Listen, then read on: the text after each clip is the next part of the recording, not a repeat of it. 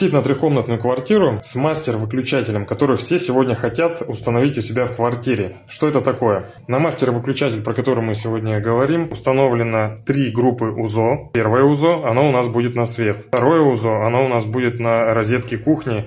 И третье УЗО, это у нас будет на розетки комнат.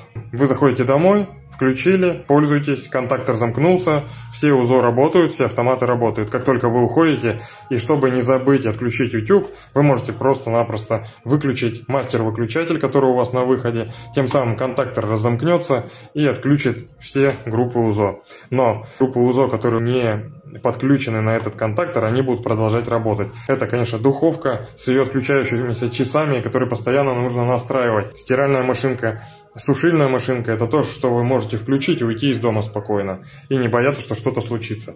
Также розетки кухни. Этот ряд DIF-автоматов, он будет независимый от контактора, от мастера-выключателя.